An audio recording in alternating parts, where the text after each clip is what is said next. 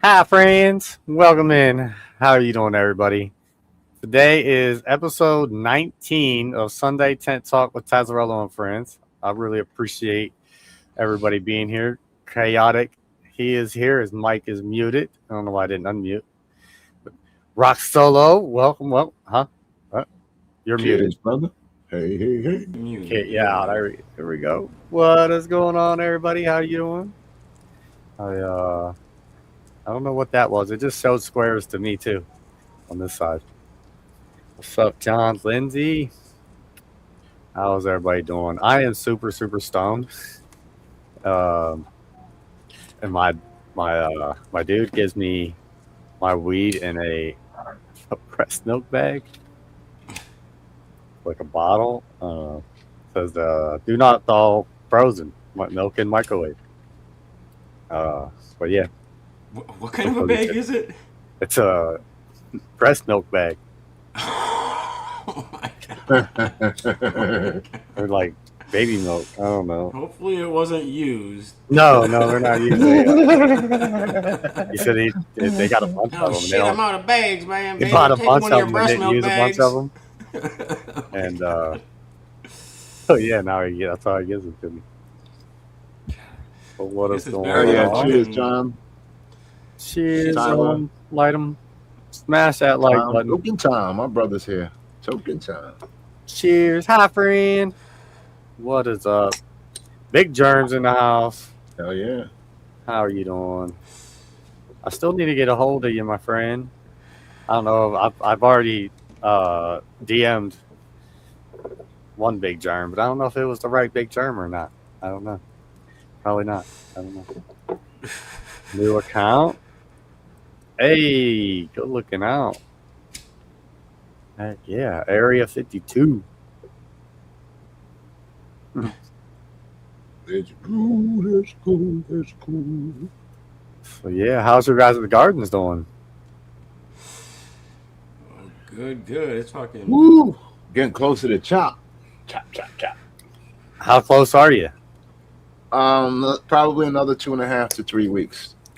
Bam, I got you subbed up, Scotty. Thank you for the sub. Is you about 3 weeks out? Mm-hmm. Probably the same.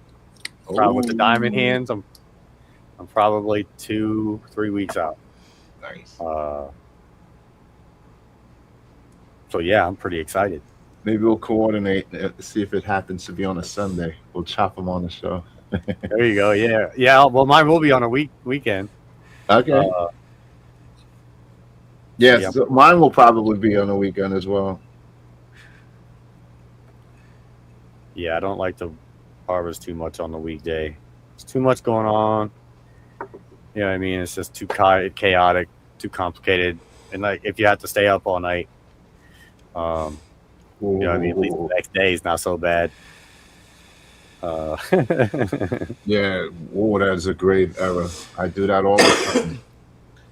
I chopped that plant too late to get how many hours it takes to sit there trimming and fucking putting things into the counter. Yeah. What's up, Blind Neil? Yeah, because you can't start the process until you finish. So now you have to finish everything. Mr.Ganiks in the house. Yeah, you do. Yeah, once you pop, you can't stop. Really, you can't stop. Especially right. when you're trying to. Well, when I had my when I did the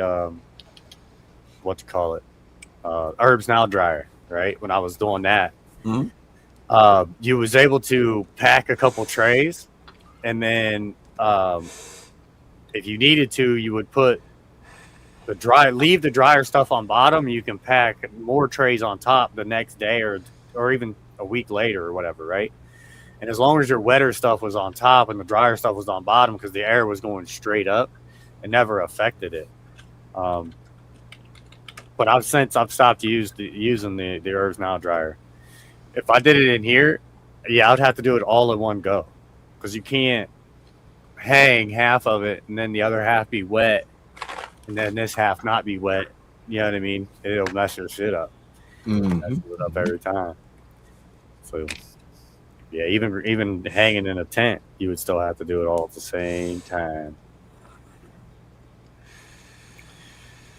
And I don't have two different places to dry my stuff.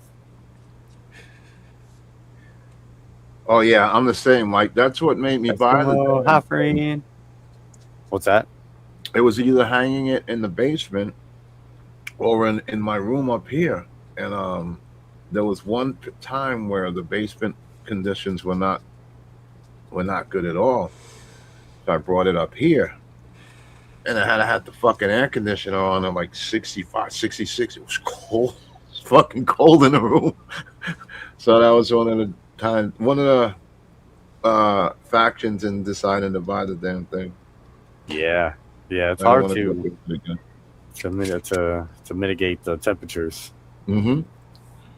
Scotty, Eskimo, Ganiks, Lindsay, Germ. I appreciate everybody. Thanks for stopping in and saying hi to us, man. Tap that like, please. So, Joe, how'd your day go, gentlemen? Did you have fun yesterday? Did really good. Oh, Taz, are you muted? Am I muted? Oh no, okay, I hear you. Oh, I was maybe. I wasn't. Wasn't in the. All right, so I'm trying to help out Scotty here. Bam. That is Scotty 420 Area 52's link. I think it'll work. Go sub up to his new channel. Got 139. Will they delete his old one? I think he gets hit with a couple of weeks off bit that he can't broadcast. Just a strike. Yeah. Oh, echo there. Sorry about that. But yeah, you got 2 subscribes from me.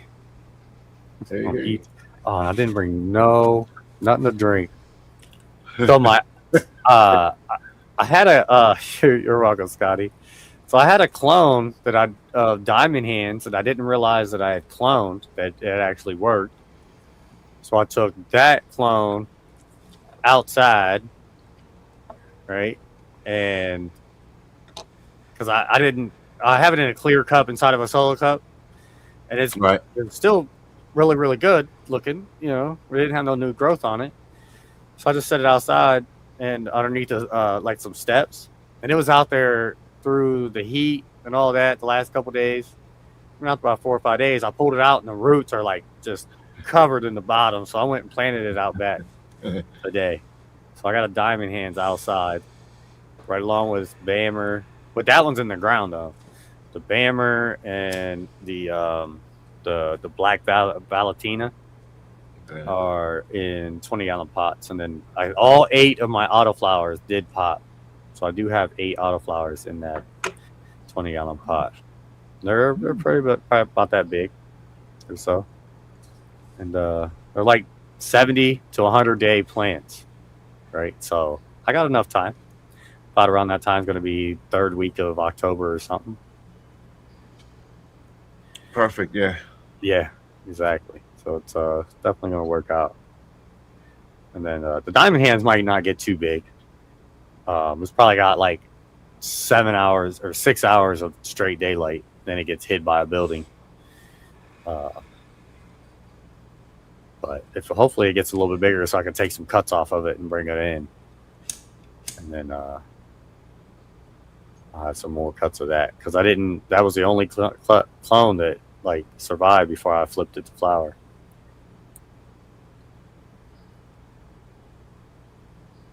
And I don't know which one of the 4, or the 3 actually, because it's a female. I don't know which one of the 3 it is. You didn't clone the male, did you, or did you clone the male? Okay. Well, I did end up cloning them, but you knew which ones they were, so you chucked them? Yeah, so I chucked those ones. And the one that I have left was in the other tent. And I looked at the tag today, and it says Diamond Hands. I'm like, what the heck? So I must have moved it over. You know what I mean? When I chucked all the rest and didn't realize it. Another little stoner moment. So I got a couple skunk #1 clones.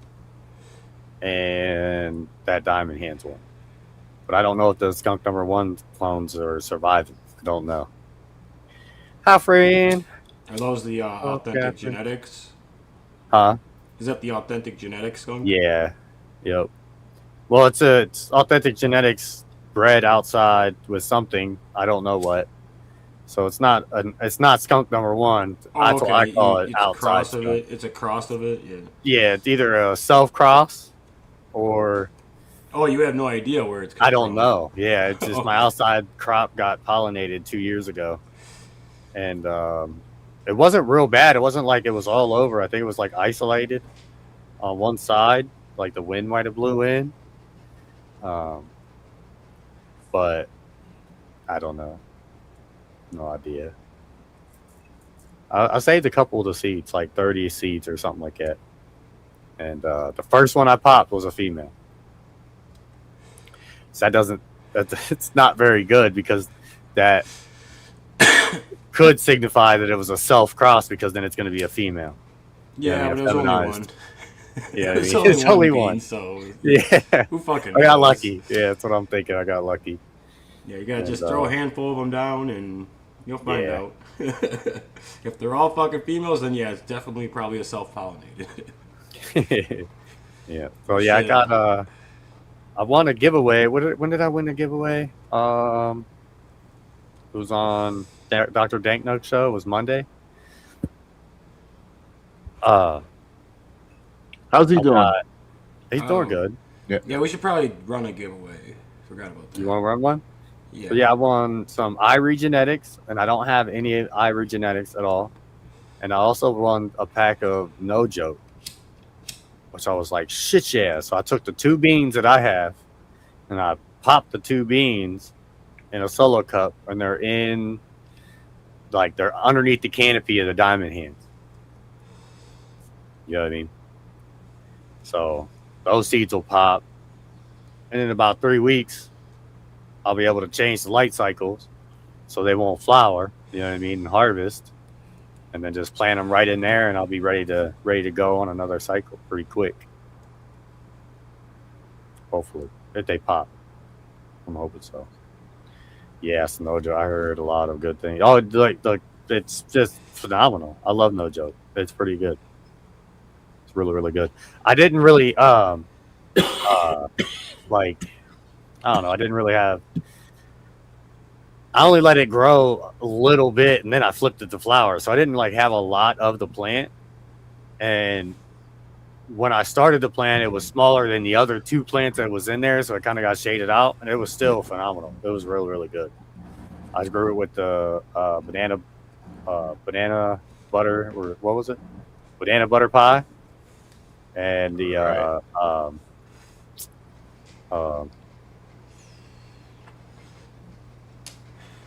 Georgia New grown ball? Yeah, the Georgia Oak. Yeah. I kept thinking chaotic, and I was like, no, it's something else. So yeah, but the Georgia Hope, it's really good. Cheers, Christopher, Sammy. So yeah, I wish I'd have kept clones of all 3 of those plants in there, and it kept running them. But I just can't keep a mother plant. It's so hard. Yeah, it is. Man. Yeah. I don't have the space either. I really. No, I don't. I only got 2 tents that I can grow in. I got the space. I got the freaking. I'm strapped on the electricity. You know, I plug in anything else. Fucking tripping circuits. Yeah. You know. Besides getting a bigger panel, more juice in the fucking thing. I mean, that's the only thing I could do. I've been holding off on it. Right. Yeah, that's another reason why I can't. That's the reason why this tent sat empty for as long as it did before I put the computer in here, because I just couldn't put all that electricity in here. You know what I mean? I guess a computer, but I only run this computer. You know what I mean? I don't run it all the time. It's not like I would be. But. And if you run your lights at 240, it actually pulls less amps. So, like, what the hell is that? Oh, some stupid pop-up. But yeah, if you have a 240 amperage if you have like, well, everybody has 240 service at their house, but I'm just saying like then it converts to 110. I do everything. I grow in the basement, so like my panels down there and everything. I just put a 240 volt panel, just with a regular plug on it, just right next on my panel, and that's where I run all my lights back to. But you obviously gotta be careful because you really don't want to mix that with like your fans and your controllers, especially if you're running like the Infinity fancy shit. Like you plug this. I don't know, like their lights are fine. Like obviously, like all lights will run at 240. I mean, I haven't seen. I mean, if it's got a ballast on it, breakers easy. Travis, cheers, brother. It's got a ballast on it. It's run. It can run at 240, and it should be automatic.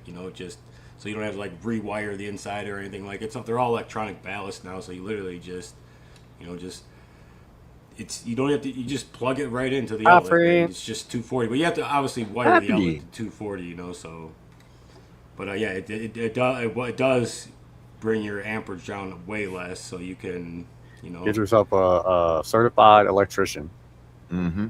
Tell him what you need. That's what you need. Yeah. And make good friends with an electrician, right? Yeah. See, making good friends with one. Yeah. And an HVAC guy. That's true. So the two best friends you can ever have in your life. Mm-hmm. Doing that. My landlord won't let me do anything with the breaker box or nothing. And he didn't understand what I was saying when I said 240.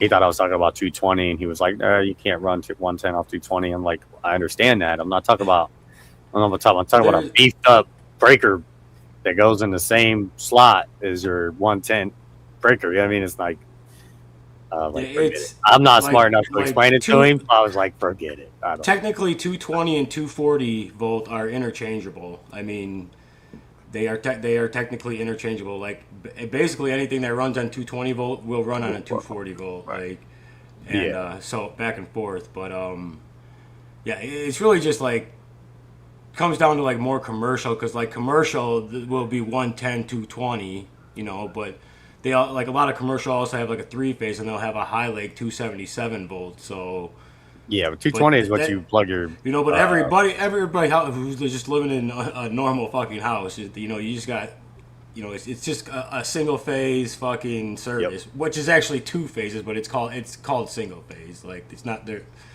called 2-phase, like, but there, like, but it's like I always recommend it, just like running your lights at 240, just because it's better on your equipment alone. I mean, like especially if you're like somebody who likes to like run your lights at like 100% or at their max. Like it's always nice to have a 240 volt, because it's way less stress on the wires, and I mean. So I only run my lights at 100% for 3 weeks during the grow, and that's during stretch phase of flower, and then I turn it down to 75%.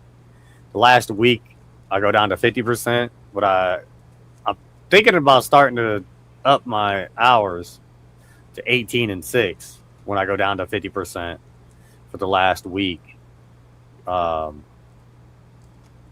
I've been thinking about it for a while, and then Irie, what's his name? From chaoticgenetics. Rasta.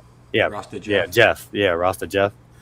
He does it, and it seems like it makes a lot more sense than the 24 hours or 48 hours of darkness. It doesn't. You know what I mean? The darkness doesn't make any sense. It doesn't. I would rather try to power the engine instead of just slow it down. You know what I mean?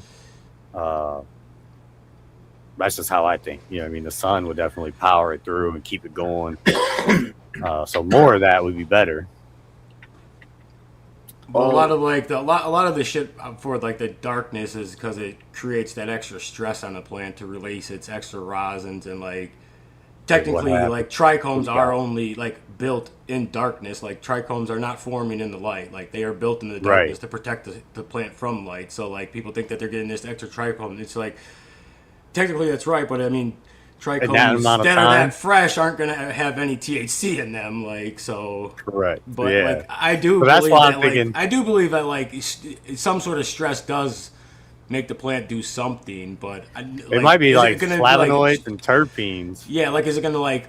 But I don't believe it's going to ultimately affect where you're actually going to like the main thing that's going to affect your fucking plant is how you harvest it. Like drying and curing your plant is going to affect it way more than anything you can ever put into the plant or not put into the plant. Like, I mean, drying and curing is your game. That's where it is. Like, I mean, I hate to say it, but like, you know, I can grow a goddamn plant from start to finish, and I can't grow anything else. And I've tried. Like I suck at everything else. You know, it's just it's the drying and curing process that is the hardest part. Like, and I've been doing this. Yeah. You know, almost 30 years now. Like, and it's not.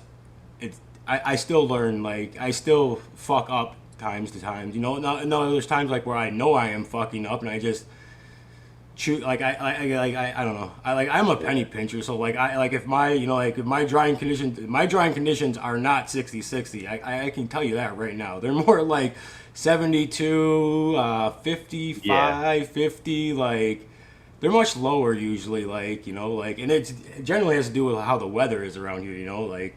In the summertime now, like dew point has a lot to do with it. Like I definitely have to like strip my plants completely down, like of leaves and everything, and then I'll just hang them whole, you know. And then like in the wintertime, it's the complete opposite. Like my drying conditions are like the RH is like 30 if I'm, you know, like on the wet days, and you're just like even if you add humidity, you know, you like it's like you're getting to 50, and it's just like okay, like so it's just like. But that's when I just opt to leave all the leaves on, you know, and you know when I know my conditions are dry, like I'll leave all the plant material on that thing, hang the plant entirely whole, and yeah, I can't do that. If you got really wet conditions, you know, like you're gonna want to strip your entire plant down, and you might even want to, you know, like break it down into branch by branch and hang it by branch, you know, like if it, you know, but you know, those are some things that you can do to like combat like the conditions that you are drying. Is like, you know, if you're in a dry condition and you can't really adjust it or change it, like you can always just leave all the foliage on the plant and just hang it whole. Like leave it as whole of a plant as you can. Just cut it and hang it. Like one step. Like, and if you're really wet conditions, it's like the exact opposite. Get it into as many small pieces as you can and hang it in as many small individual pieces as you can with the least. Like you even do a wet trim if it's that bad, you know, like wet trim that shit and just hang it up, like. But yeah, I mean, yeah, ideal conditions are very hard to control, especially in an environment that's fairly big, you know, like this room size, you know, like 60-60 for like a 10 by 10 is not. It's incredibly hard. Like, I mean, you could just go outside and just. I'm not saying like hard, like I mean it's you gotta draw a line between where like how much do I really want to pay for my medication, you know, like I mean if I conduct it in parameters, like that AC is gonna cost me an extra $100 that month to keep it in the parameters. I mean yeah, and that's not even a joke because that thing will be running 24/7. Even at nighttime around here, that thing will run 24/7. If you want it at 60 degrees, like it's gonna run nonstop, like. For that entire month. Talking about temperature, he asked me if I got my package from Monday. So he sent me an email and he said he didn't want to send it out because it was during the holidays, and he didn't want it to get held up in some sort of hot warehouse somewhere before it got to me. Yeah. So he was going to wait until this week to send out my package so my beans don't get baked. I told him I really appreciated that. Baked beans. Yeah. Yeah, that's couch potato, Catherine bearded. Oh, you. But it seems like in this tent here, I don't even have to do any try to controlling or anything. It does pretty good. While I'm in here, I turn the fan up because I'm smoking while I'm in here and my weeds up there drying. But I ain't got no humidifier, no dehumidifier. I ain't got no barometer. I ain't got none of that. I just keep checking it every day. You know what I mean? Every day, and then I turn this down when I leave, so it's like almost no airflow coming out of here. Do you have is your basement climate controlled, or it doesn't have any like? That's why I bought it, John. No, I mean it stays a good 60 degrees. It doesn't really. No. But is it like is it an unfinished basement then? Yeah, it's unfinished. Okay. All right. Yeah. So like typically those don't really have any like heating or cooling. Like issues, yeah. I guess maybe like sometimes they might cut in one somewhere like in the actual runs, like there might be like just humidity. But yeah, usually you don't you don't get any control down there, so in unfinished. And that's how I am, but I literally have to run 2 dehumidifiers like nonstop to keep my basement at 50 like in the summertime. Like I mean, it stays nice and, nice like 65s down there, like, and then like 60, 62 in like the wintertime. But yeah, so for the first couple of days, I'd probably leave this up. Like if I filled it up, this whole thing up here, if I filled it up, I would probably leave it on full blast for the first night at least, maybe for the first 2 nights, depending on how wet it is. But after that, I'd start to slow down this and just kind of. I don't have no like fans blowing around in here or nothing like that. And so I kept screwing up my harvest with the herbs now dryer, trying to figure it out. I had myself outside in the wintertime. It was 60 degrees in that tent or in that shed out there. Because I only had the heater. I turned the heater all the way down so it would only come on when it was 60 degrees. I had the humidifier in there. I'm out there with the coat, and I'm cold, and I'm watching my little iPad, smoking. You know what I mean? Still didn't do nothing to that herbs now dryer. Still 4 days. It was dry. 3 days. It was dry, quick, fast. There was no way for me to. I said, forget it. It was like it didn't matter what parameters you set inside the lung room. That herbs now dryer was going to do whatever it wanted to do, and in 3 to 4 days. And like I said, I screwed up a couple of them. Like I had no terps, and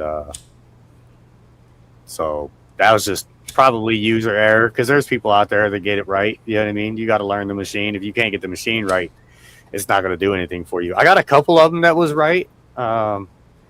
But once I started just saying, fuck it, I'm not doing no science. I don't have no white lab coat. I'm just hanging that shit up there like they did in the 90s and early 80s, late 90s. You know what I mean? All the way that time. Yeah, I can't stand the scientific. Like, that's why I do my grow the way I do my grow. Because I go in there and I do this with the water. Watch all the worms and everything do this.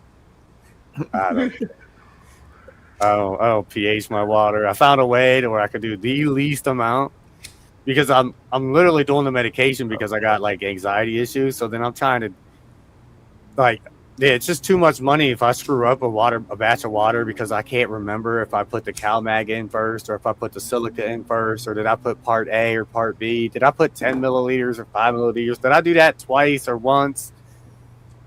Oh, that'll fuck up the whole feed.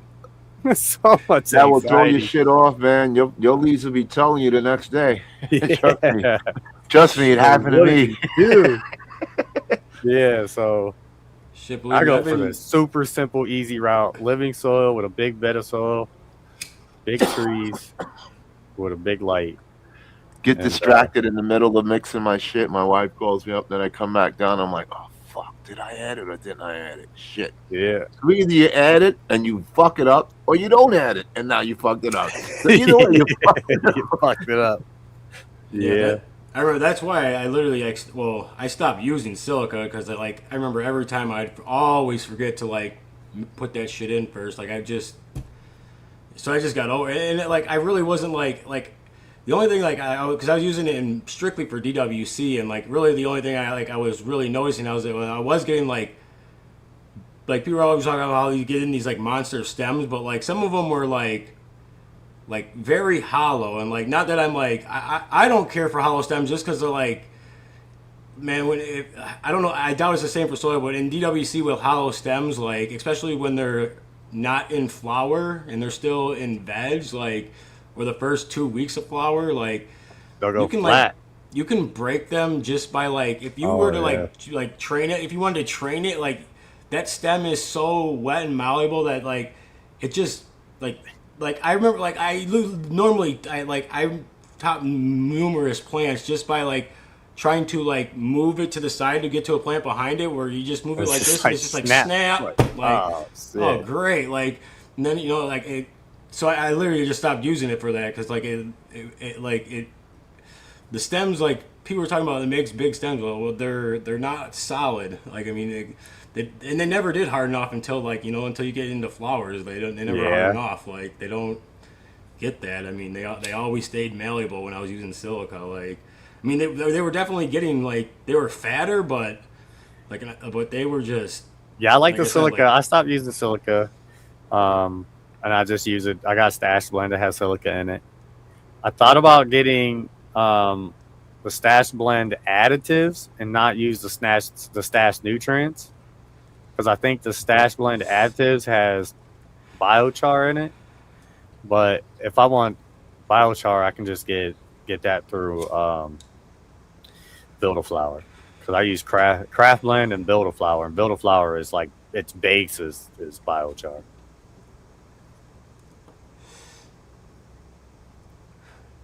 And a lot of what I use, I don't measure at all. Like I literally, I'll just take my hand and a bag of stash blend. I'll go like this, and I'll get a bunch out. I'll go like that in a 5-gallon bucket, and I'll take my hand. And that's how much I put in there. You know what I mean? I've watched shows where, Rob or one of the three they'll warn you like it might burn your plants. It could burn them. I've never really seen an adverse effect with stash blend. I love it. Great. They definitely make good products, so the stash nutrients and the stash blend additives got to be good. It just has to be good. I'm sure it is. I just don't know if I don't know if you would be able to re-amend a bed like mine because the craft blend has a lot of rock dust and minerals in it and stuff like that. So I don't know if that has that. I don't know if it has that stuff in it or whatever. I just know it has biochar. That's the only thing I know that it has. Oh, the nutrients has biochar and insect brass. That's good to have in there. The insect brass, that'll definitely make your plant say, hey, I need to smell like something funky. Mm-hmm. Mm-hmm. Funky.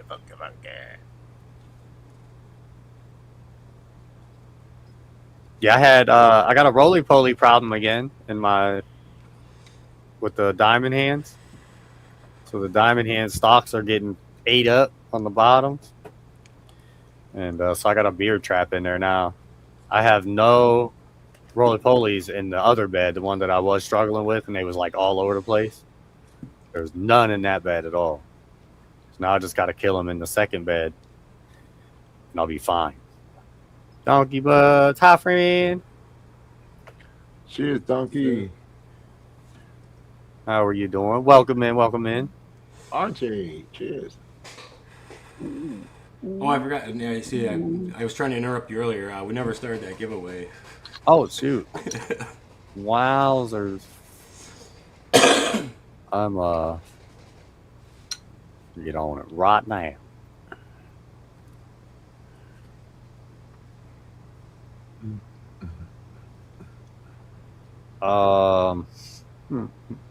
So what are they going to have? What's the it's gonna be 2 fem packs. Dealer's choice.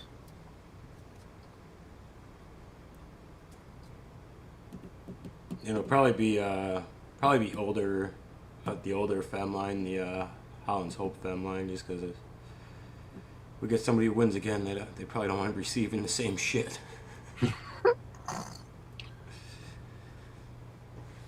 All right, we got 2 fem packs. Let's go. Hi, friend. Oh, wait a second. Bam. What's up there? So you're not hidden.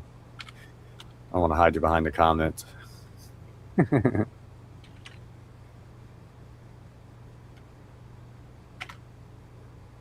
We are stoners. We ate stoners. What? Oh, man.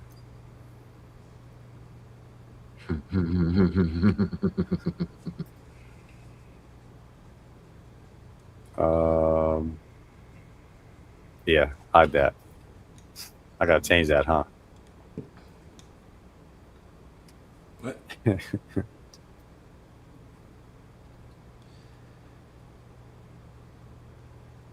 Good eye there. There we go. Now we can do it. I'm confused. I had the wrong. Said enter the wrong name on the bottom.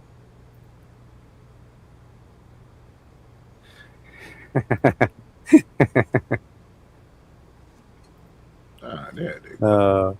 At least, hey, hi, friend. Oh yeah. Well, congratulations on the new place. Heck yeah, get settled in. Wonder if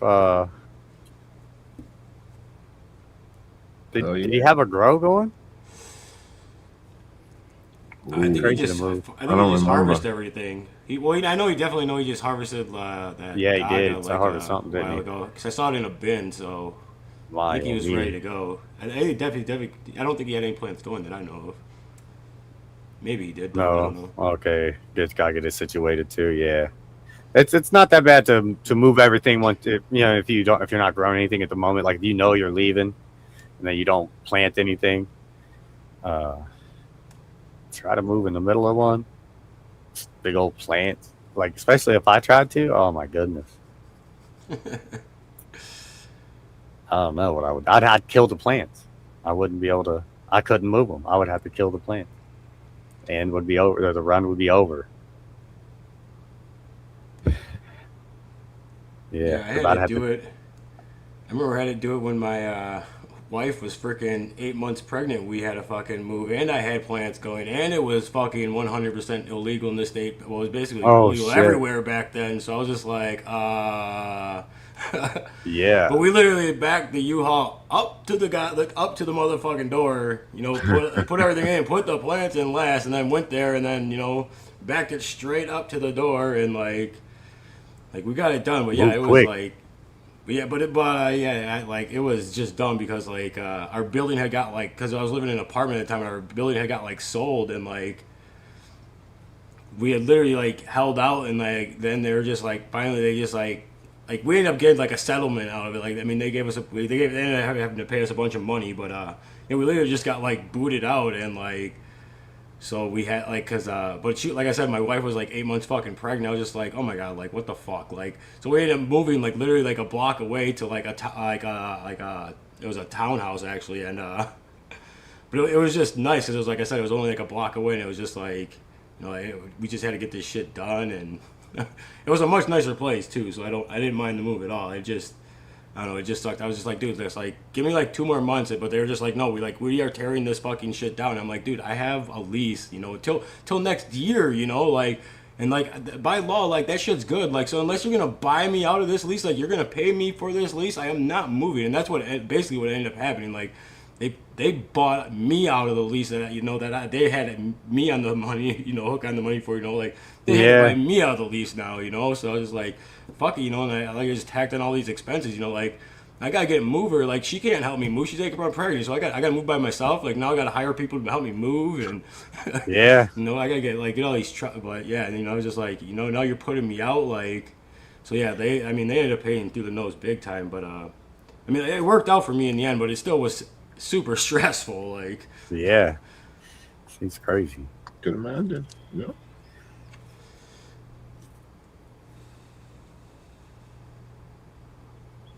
Caps won't go. What do you mean? You can't do all caps? I don't think it matters. I don't think it matters, to be honest with you. Yeah. I don't know though.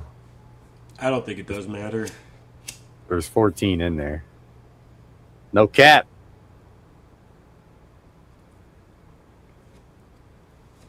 Yeah, moving an old man for sure. Oh yeah. Hi, friend.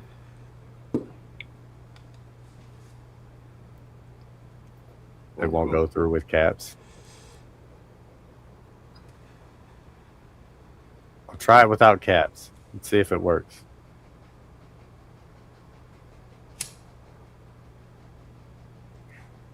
But I don't think I have all those boxes checked. The only one I have checked is if I roll it twice, the same person won't. Won't. Yeah, it won't come up.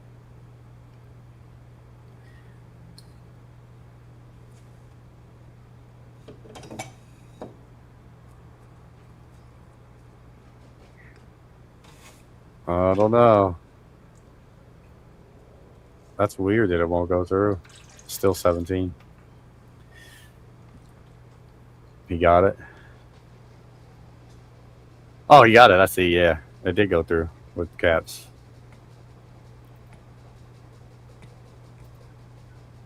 Awesome. Awesome.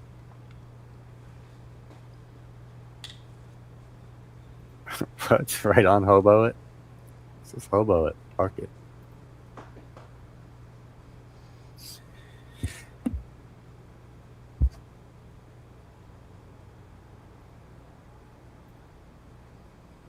All right.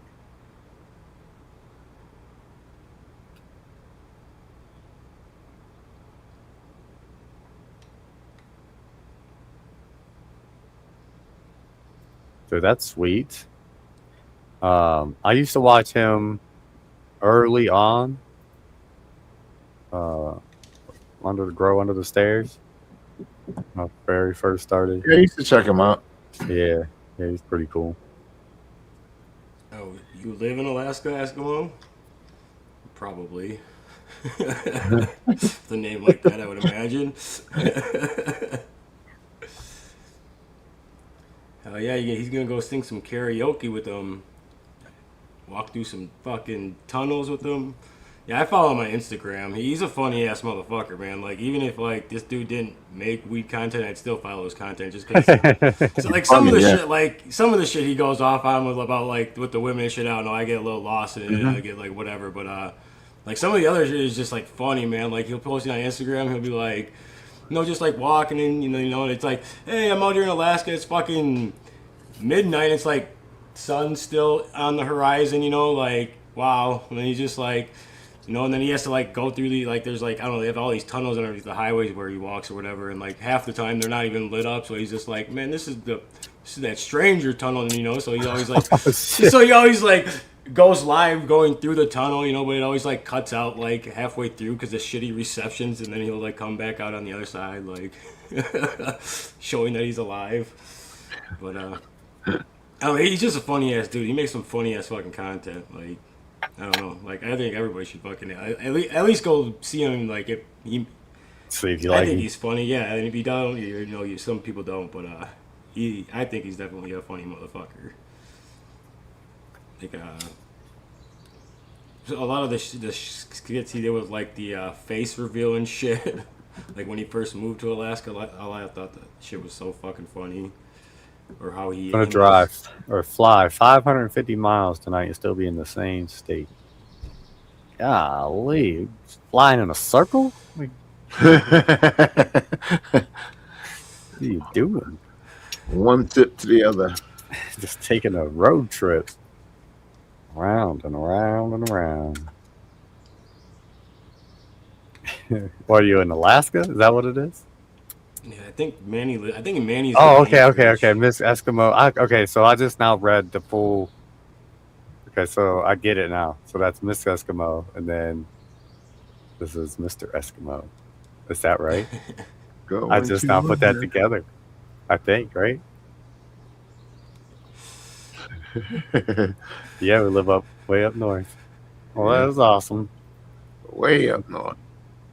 Yeah, and it's crazy. Like I don't know how many times like that guy is like posted like moose like in his yard, and I'm just like, Like we have moose here, but like they don't cut. Like I don't know, they're a lot more timid. Like they don't like. Well, they're a lot less fucking rare. I mean, more rare too. But I mean, I definitely seen my fair share. But like they don't like. I don't know. I've never seen them in somebody's yard. I'll just say that. You know, like they don't come in like the Right. town and shit. Like they stay out in the fucking marshes and fucking bluffs. Like this guy, I mean, like literally, like he'll just be mowing the, like he had this video of his cousin just mowing the lawn around this fucking, it was a big female cow moose, and I was just like, hell no, that motherfucker is crazy, dude. It was just like sitting down in his yard and he's just like mowing around. I'm like, I wouldn't go anywhere near that thing, man. Like, Yeah, that's wild. Donkey Buds here has a question for you. So do you breed? How long? Just prying with questions, that's all. I mean, trying not to. But yeah, do you breed? Yeah, it depends. Yeah, like I breed. Some days he's a pawn chucker, some days he's a breeder. No, I'm kidding. Yeah, like yeah. Well, it's all just fucking pollen chucking. If you ask me, I mean, to be honest, I mean, you know, it's just some people take it more seriously than others, and there's like, there's no, what's the fucking defining line? There isn't. So No. it's whatever it is, you know. Yeah, you're either a beginner breeder or you're a novice breeder. Yeah, but no, no, I've been doing it for like a minute. Like I remember like the first plants I crossed was probably fucking in early 2000, maybe late. Yeah, it was early 2000. You know, like 2001, 2002, like somewhere right around there. You know, that was because that was like the first time that like I had ordered like seeds from like Amsterdam. You know, I can't remember how much it was. I think it was like $120 in an envelope to an address in the back of a High Times magazine, and just like sent it off. And like I basically just like figured I was kissing this $120 goodbye, but I think it was worth a shot because like I had literally like had been growing like herm wheat for like 2 or 3 years or seasons, and like one season in my fucking bedroom, and I was just like, I need better weed, you know. And all I had, you know, because I started with like a bag seed, you know, like but it was hermaphrodited, you know, so I needed better shit. So like I was just like, fuck this, you know, and like I just shot my shot, and I got like, I can't even remember, it was like 4 or 6 strains from fucking first time, but it took me like 3 months to get the seeds in. But I remember when they finally showed up, I was just like shocked at, like I honestly had forgot about it, and I just got this like weird like thing from like Hound, and it was just like in a fucking CD-ROM fucking case, and I was like the shape of it, so I pulled it out thinking it was like a CD from like the exclusive company or one of those CD warehouse things back then. I thought it was like some blowout shit from then. Like I opened it up and I was like, but it's like European and shit. I'm like, I opened it up and I'm just like, and I opened up the disc and I was like, oh my god, it's my seeds! Like they actually came. Like, and I was like, oh my god. And I was just like, fuck, like, yeah. And then I remember after that, I remember me and another buddy I had like I was just like, dude, we need to get more of these shit. You know, like this shit works. So I remember the second time we got like $300 or $400 together and sent it over and got much for seeds at. But that's so that's when I started growing, and then that's when I was just like, well, obviously like I'm gonna run out of seeds, and seeds are really expensive, so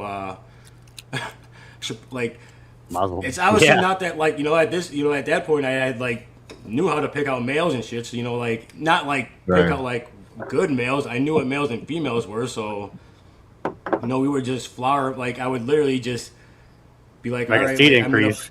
Pop the rest of this pack, or else, and like, but I wasn't increasing at that time. That's not what I was thinking. I wasn't increasing that line at the time. I was just like, well, I have these, because like back then it was like blueberry and white widow. I was like, well, I could put these together, and like, right, yeah. So what like so white berry. So that's what we were like. I was doing. I was literally just crossing like everything I had. So I was just like, now I won't even have to like order the new shit because I'll have the new shit, like, right? That literally just being dumb, but like, that's how it was. Fucking almost 30 years ago, man. Like it was like we were just dumb kids. I mean, we're still just dumb adults with kids' toys that are a little bit more expensive. Like, pretty much. But yeah, I mean, so it literally just started like that, you know, and I wasn't doing anything special back then. I was literally just, you know, if like I wasn't like breeding runts or anything, like, you know, I was definitely like popping like packs, and I was just like, all right, well, these ones are good, like, but I was doing a lot of this shit outside, so I'd always only have like one male, you know, so I couldn't like do more than one male at a time, you know, so that's when I started, and then like after that, like another guy that I had actually ended up moving in with, he was just like, dude, like he had like all sorts of fucking shit, and it was like feminized seeds, and I was just like, the fuck is all this shit, like, and they were like in these like fancy packs and shit, you know. This was like a couple years later, like probably in like 5 or 6 years later, that, and he's a guy that I actually learned a lot from, like for like lighting and stuff, because he was a farm guy, and like before this I was literally using like LED lighting, not LED lighting, the fluorescent tube lighting, and fluorescent. Wow. I was using the ones with the corkscrew. No, they were like the reptile lights from like the fucking plant shops that gave out the UV lights and shit. Yeah. For the reptiles. They were pushing that shit back in the day. So that's what I used for a minute, until like literally until Mars Hydro came around with their. I remember their first board. We freaking spent a dime and a nickel for that, and then.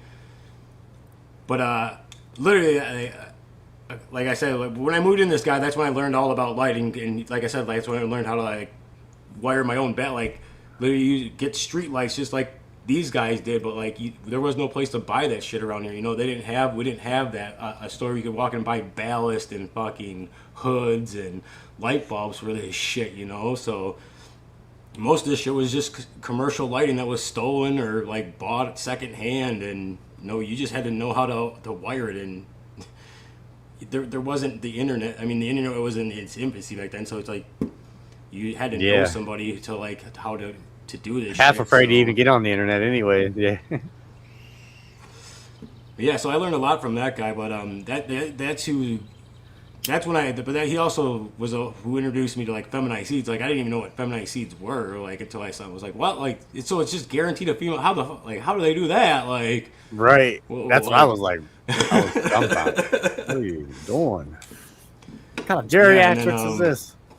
It wasn't until like I would say honestly until like COVID when I took it like more serious, because I was never on social media or anything like that before COVID. I was like we weren't public, and I literally didn't have time for it back then. I mean, I was working 2 jobs, day and night, and basically I was working 60 hours to 70 hours a week. Yeah, I think you have a couple different lights. Some of them for heat, and some of them are not so far red, and they're just yeah, we definitely had different UV. Like, we had ones that were UV, and then we also had ones that were like I think they were a heat lamp, but they also said that they release UV lights, so we got that shit because that's what we were like. That's what we had like heard. Like don't ask me from where, but like that's what was good. Like so when I grew back in 2016, I think it was, in my buddy's basement. And he's the one that got me hip to the fluorescent lights and stuff like that. So we would go get light bulbs that was 6,500 Kelvin, which is the blue spectrum. Right. And then we would get light bulbs that was 2,700 Kelvin, which is the red spectrum. And we would, depending on what stage we was in, we would always have both in there. But because those light bulbs, you got like, we had the ballast, the garage, the ones that you hang up in your garage, the white ballast for your fluorescent bulbs, or the bulbs go into. So we would put we would have like 3 of them in there. So that'd be like 6 bulbs. So 2 of them be red, 4 would be blue during veg, or when we would switch it out the other way to go into flower. And it worked the way he did it. He was like the scientist guy about it all. But I got one plant to go to fucking all the way to harvest. And it was in a 2x4 tent, and I scrogged it all out. One plant, I had like 64, I think it was like 60, 70 tops, something like that. And I took it home because I couldn't dry it there. We didn't have no carbon filters or nothing like that. So his wife was like, "You got to get that thing out of here. It smells like really bad. Like, what are you doing down there?" I'm like, "Just growing. I don't know what I'm doing." Shit. So I cut it up. And I heard my uncle, he used to dry his shit in a refrigerator, cardboard boxes, right? Big, huge, tall refrigerator box with have a refrigerator in it. It had a refrigerator in it? Well, no, that would, you know what I mean? A refrigerator, cardboard box, you know what I mean? Like a big, huge one. Yeah, just like, yeah. So it'd be empty, and what he would do is old heads, they all dried in cardboard box. Don't motherfucker ask me why. Apparently, it helped like draw the moisture or some shit. So he put wire through it, right? And he would hang it in there, and it'd be like different layers all the way down the cardboard box, in his garage, right? But his garage was like in his basement. It was up underneath his house, so it was more like in the basement. I believe the cardboard would absorb the humidity. Yeah. I don't know, but it doesn't really absorb it super fast, right? So it doesn't allow. I don't think it allows it to get the humidity to get up really, really high. I think it just regulates it, and then it regulates it, and it evens it around the entire thing instead of just in spots. So that's what I did. I took it home and I got myself a cardboard box with some wire, and I put my plant in there, and it stunk up the house. You know what I mean, like crazy. And I had put it all in that cardboard box, and I took it over to my dude's house, my dealer at the time, the guy that I bought my weed off of. Right. And it's a good feeling when you walk into the spot, and everybody's like, "Oh my god, like dude, I smell that. What are you having over there? What are you?" And I mean, and like it's over top of the smoke that's already in the house. You know what I mean? They got bags of shit sitting around, so it's not like. You know what I mean? There's not already permeating through the house already, but my shit's over top of everything. It's like, yeah, but I didn't have that much. It was like, I don't know, it was really small. Probably had like a quarter pound, but that was it. After that, I didn't have any more. So it's not like I had like pounds and pounds of it. It was a little bit, but it was a lot of good little bit. I'll tell you that, really good. No idea what the cultivar was. I have no idea. But what we did is we ended up having like 50 or 60 plants, right? And his wife was like, "Yeah, I can't have that. All of those smelling like that one did. We can't do that." She made us. I had to go out. We had to tear them all up, put them in the compost pile. Oh, that was one of the most excruciating things I've ever had to do. Is keep going down in the basement, get up, get another plant, take it outside, rip it out, put it in. Oh, so heartbreaking. Yeah. So mad. I had a refrigerator one time, right? And I took the electrical cord, right? And I wired in an outlet box into the freezer part of it, right? And then I put me two little, like the fluorescent bulbs that screw, the corkscrew ones, right? I had two of them right there, and there was a blue, the 6500 Kelvin, and that's what I had my my cloning spot in, right? I drilled a whole bunch of holes in the top of it, and I put a box up top with a bunch of like cotton and stuff, so like filter the air coming in, right? And then where the refrigerator gets cold because the air flows from the freezer to the refrigerator, right? So I used that duct working, right? So and then the bottom part was where I put all my clones. Right, and I put like 4 or 5 lights in the top of that, and it just all fed up through and plugged in.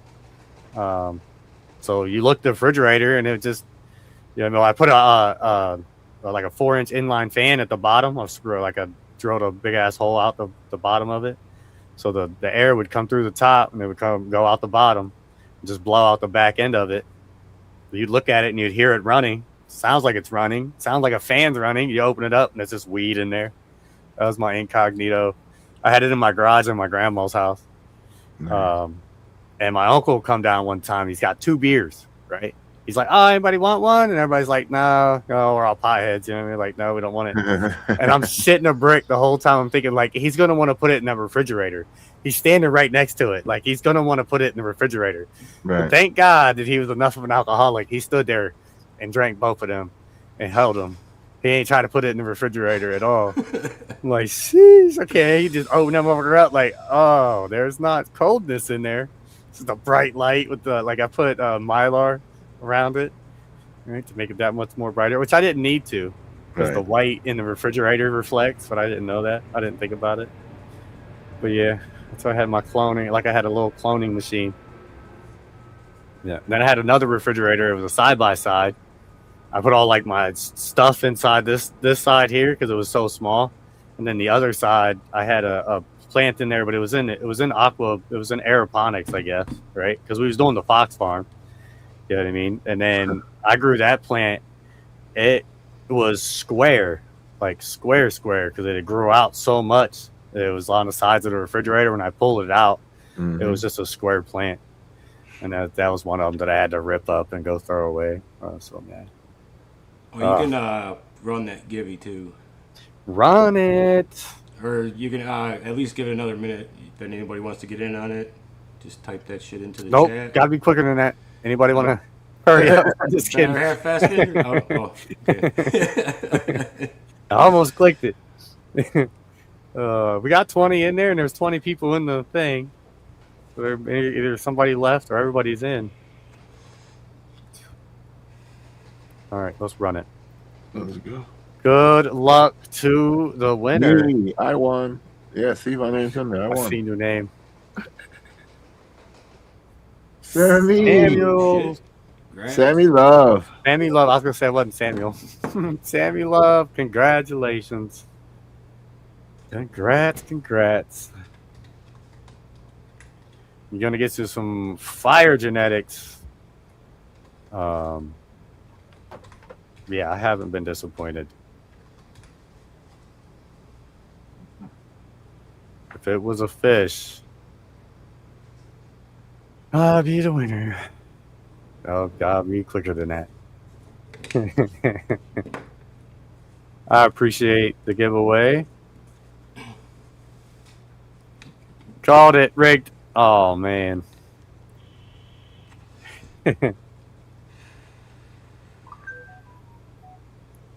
All right. So you say you want to do another one? Yep. Yeah, this one's actually going to be for a pack of Sam's Stash, which is a it's 90s Irene's Genetics or 90s Skunks. 90s Skunk by Irene Genetics crossed with the Authentic Genetics Skunk #1. And honestly, the only reason I named it Sam Stash was because the night I harvested it, I went. Well, obviously I went to bed, but I remember the day after I harvested it, I woke up, and that's when like I had heard that like Sam had passed. So I literally was just like, that's odd. Like, and honestly, like I hadn't made a skunk cross in probably, I don't know, at least 5 or 6 years. And that just because I had basically given up on it, and but these were two, like I got the Authentic Genetics. Like I knew I was gonna do something with that, but I didn't know what I was gonna do with that. And then I actually got a cut of his 90s testers from a buddy of mine who was running his 90s skunk tester, and it was a really nice cut too. I mean, she was really nice.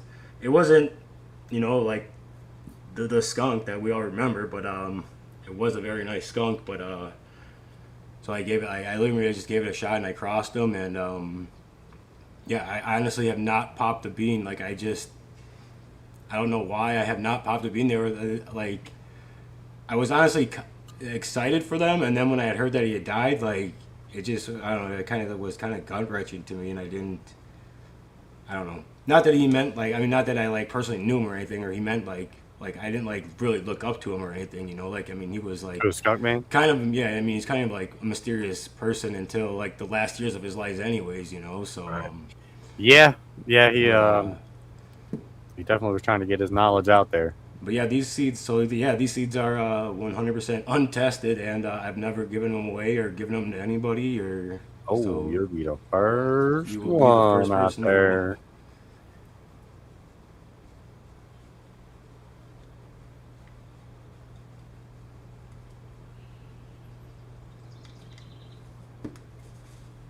Sam's there. Oh yeah. Had a lot of good skunks over the year. I had one. It was really good. If I wasn't, Galaxy, you do got. I definitely got yours out. I remember writing Galaxy Solutions on the envelope. yeah, if I wasn't so devastated, And if you don't get it in like whatever next week, hit me up. I'll send another one. yeah, if I wasn't so devastated with the realization that the skunk number one that I got from Authentic Genetics, that he got it from the original guy, for it to be super sweet and fruity. I think I would have kept that because I do remember it was really good. It did taste really good. It was nice and subtle. It was my biggest harvest yet. It was one plant inside of a 4x4 tent underneath the 650 watt light. 30 grams, 8 ounces. But I did veg it for 4 months, and then so it was a 6-month plant. Still, it was almost 2 pounds a week in that. It was 18-inch canopy, 4x4. It was really good. It was a really good yielder. I wish I'd have kept it, but I didn't. I had the clone, but I gave it away. And but now looking back, I wish I'd have kept it because it was really good. I would have called it Pepe Le Pew. What I would have called it, because it was a sweet skunk. You know what I mean? Yeah, I haven't found like I said, like I haven't.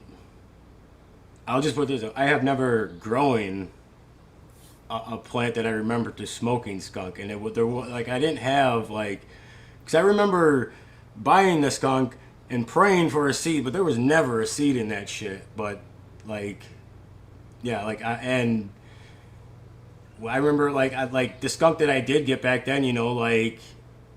I feel like somebody here definitely had a cut from it, because the skunk that I got from overseas was not even that good as the skunk that was being passed around here, and like this was supposed to be Sam's original skunk, like that was that was untampered before he tampered with it, before he released it back here in the States, or gave it away back here in the States to friends, and didn't tell them that he had crossed it with an Afghan or Mexican landrace or some shit, like Acapulco Gold.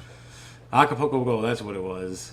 But yeah, but the second I grew it, I knew it wasn't the same, even the same as the original skunk that I had grown, which was the best skunk that I have grown, but it was not as good as the skunk that I had been buying. So I believe like the local skunk around here was a cut, and it was the local skunk around here was really very small. It was a very like I only knew one guy to get it through, and I obviously knew that he was getting directly from the source, but I knew that he was definitely not the source also. But yeah, like I remember searching those bags for seeds all the time, and I even asked him for seeds, and he just always like shook his head at me, like he like don't like, it was like it was something like not even to ask for or some shit. I was just like, man, I don't know.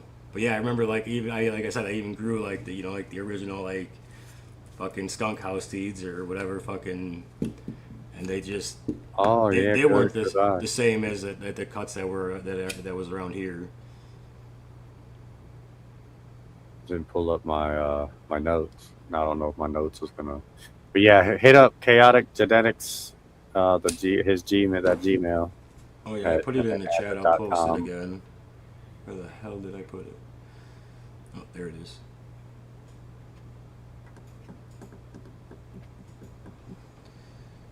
I hate the fucking like the computer's supposed to be so much easier, but I'm so used to like doing everything on social media on a fucking phone that like now it's like the reverse. Like I normally, if I'm working on the computer, it's like maybe Couple taps, like man, you can do it on copy my it. phone, but like when it's social media, it's just like a million times easier because most of it's recorded on my phone, and so it's just like 1,000 times easier. It's just like not have to go through like a transferring process and everything. It's like all right there. It's like bing, bing, bing, bing, go.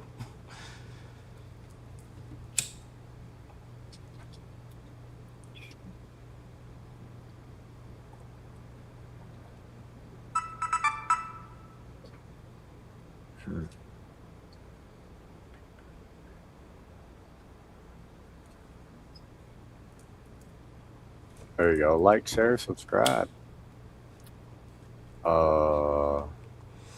Dang it. I did that so I could pin it, and I'm not even on the right account.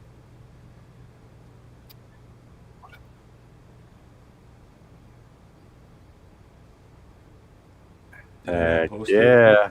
What the fuck? Did I not post it? Oh, yeah, I did. What happened? I'm talking. I thought I didn't post it again. I don't know. I'm fucking high. Remind me.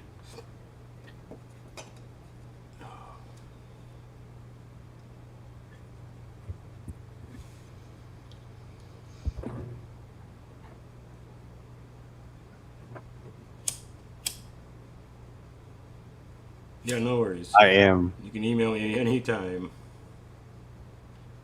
I am 9 away from 600. Ooh. 9. Cheers, Holy Toledo. Oh, and I'm 1 away from 300 on my gaming channel. I've been like 3 away for like 4 years. I've been at like 297. But the thing of it is, I haven't lost any. You know how you got that turnover rate? You know, you lose some, you gain some, you lose some, you gain some. Yeah, I've been at 297. Hard. I got hardcore, diehard fans that know I'm going to be inconsistent. I probably won't finish the game. Shit, I just get on there and play. I don't even know what I'm doing. I remember when I first started my Instagram, like, I don't know, it went up like a couple hundred followers like in the first like couple of months, and then by the end of the first year I had like 800 something, and then like a couple of months in the second year, like I almost had 1,000 followers. I was like up to like 980 something, and then like they did like a huge flush, and I lost like almost like 100 followers, like, and now it's just like whatever, it's like my fucking like 6th year on social media now, and like I've never gone over that 1,000. Like even if I get back up over a 900, like I'll look at it like a next month later, it'll just be back down to like 800. Like they just, I don't know, much just be all sorts of like bots. I have no idea. I honestly don't like pay attention really to who follow. Like, well, I mean, sometimes I look, but they seem to mostly be fucking like, you know, like stoner accounts, not like fucking like the girl European bot girl accounts. Like, so they seem genuine, but I don't know. Maybe they'll show you the fucking fake ones that are fucking joining.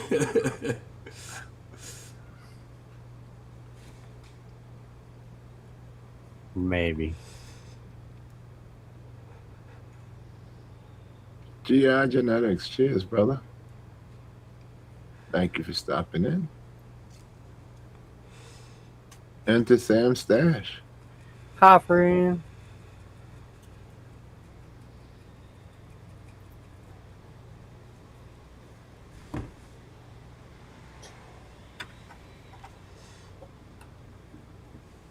YouTube auto unsubscribes? Yes, that does. You got to definitely go check and make sure you're subscribed to the people you want to be subscribed to. Yeah, it doesn't matter. YouTube just like is, its suppression is horrible for fucking cannabis. Like, and I know because I it's all I use is YouTube for like TV. So I mean, I obviously watch shit outside of cannabis, and I cannot find that shit. Will never come up in your feed, and even if you're searching for that shit, they're not showing you the shit that you are looking for. You know, like you are looking for Jim Bob's grow basement. Like you're not gonna find that shit. You're just not. Like that shit is impossible. Right. You better type that shit into the T with the proper @ and you might find it. Like it's insane, man. Like it is literally insane. Like. Yeah, it's a pleasure here in the chat, Holy Toledo. Appreciate you. Definitely gotta get that IPM going for sure. Thought I had powdery mildew on my plant. There was white substance all the way down my stem, just the inside stem. Right? I'm like, oh my god, like what is that? Right? I get to looking up. There's bird poop. Bird poop like hit the leaf, I guess, and just like right down this, like it was down the whole length of the stem. And holy crap, I just left it there. That'll soak in and be all good nutrients. But I'm gonna go out tomorrow and spray it down with some milk water. I just take like some milk in my 1 gallon sprayer, right? And I'm just like, all right, yeah, that's enough, I guess. Something nice, half a bowl of milk, fill it up with water. I don't measure anything. Just go out there and spray it down. Just the point is, you want to dilute the milk a lot, and you want it to be on the leaves when the sun hits it, so it bakes it, turns it into lactic acid bacteria, and then that right there. And then all the vitamin, everything that's in the milk, all the nutrients and everything that's in it, I bet it soaks into the leaves too. It's got to be good for it. I wouldn't do it. I do kind of like spray the top of my soil because powdery mildew does come from, like, spores will come from your soil. So that's, I spray. But I don't like do a soil drench. Yeah, don't use much. Okay, yeah, you're supposed to use a 1 to 10 ratio. Don't use much. Just like a little bit. You know what I mean? Like I said, about a half a bowl of milk. You know what I mean? Like, you know how you get a bowl of milk? You know what I mean? About a half a bowl to a gallon. That's about 10. I don't know. Something like that. I love it. It works. And then I take cayenne pepper, and I'll sprinkle cayenne pepper on my soil. Like, and that helps, like, deter the bugs away. Smells nasty to them or something. I don't know. I put that on my macaroni bake. There you go. King B. That's all I know about fucking. Yeah. So like a 1 to 7 is to fight the powdery mildew. Yeah. And you got to do it when the sun is hitting your plant. Water doesn't burn your plants. If you spray water on your plants, it doesn't burn them. No. The myth. If it has a nutrient solution in it will. Yes, if there's whatever is in your whatever is in the water will burn. Like if you have anything in your water, water like oil based or anything like that, that's what burns it. Chemical based. Yeah, no, even when people say like, oh, like, you know, like the beads can magnify it, it's just like that bead's gonna evaporate. I'm very sure before it like really does something to the leaf. Like, so you do know, like, and it has to be like. Have you ever taken a plastic bottle and filled it up with water, put it in a fire, and the flames that hit the plastic with water in it don't melt? You know what I mean? Like, you could take and boil water in a plastic container over fire with the flames hitting the plastic, and where the water is, the plastic doesn't melt. You know what I mean? What? Yeah, it's like a survival thing. You can do it. No, once the fire hits the plastic, like, it's not. Huh?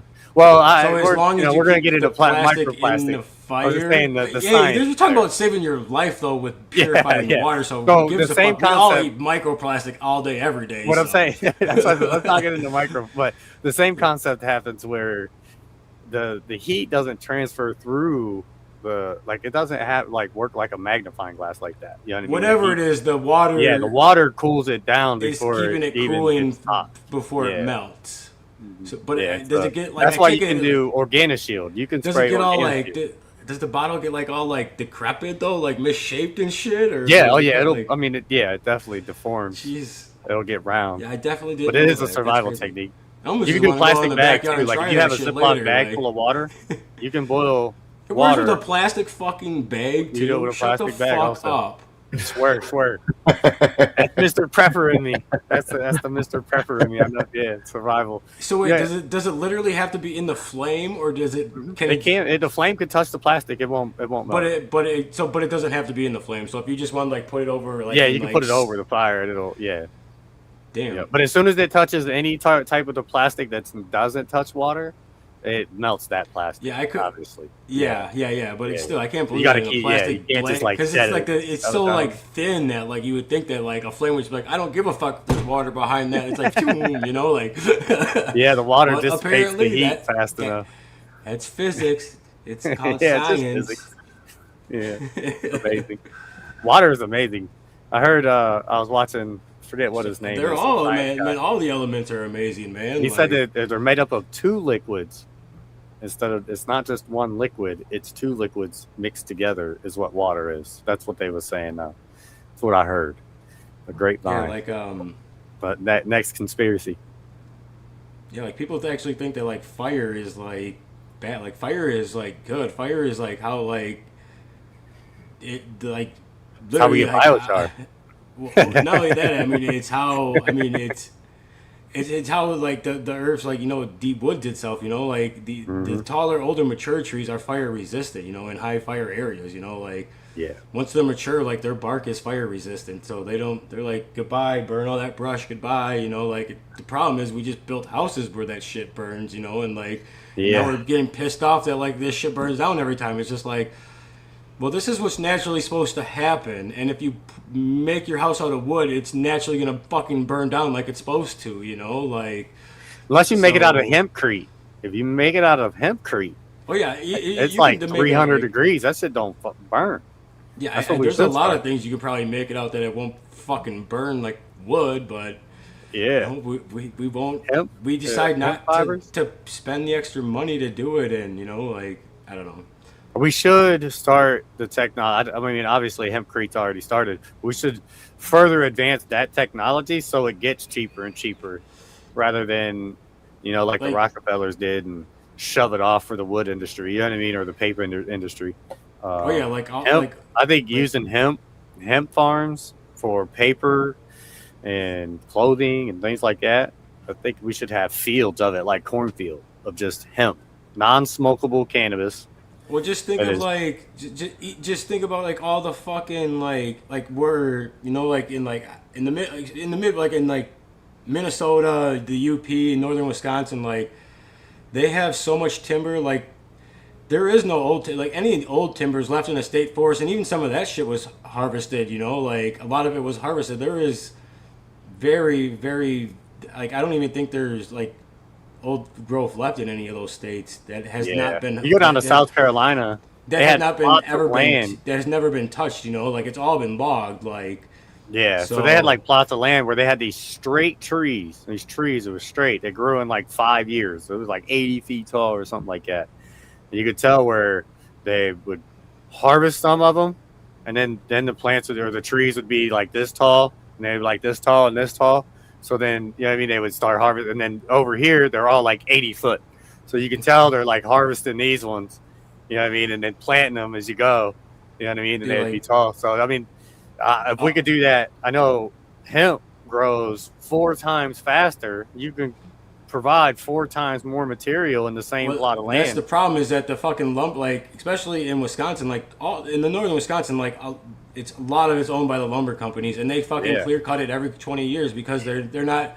Most of them aren't making the stockwood. The stockwood's coming from Canada. They're cutting Canada's older growth down now. The older growth, right? Yeah, that's where we're getting all our. That's where we're getting all our lumber, building lumber from. You know, like the wood that we're harvesting here, and mostly in like the mid, you know, and like I don't know about the western woods, but like the midwestern woods, like.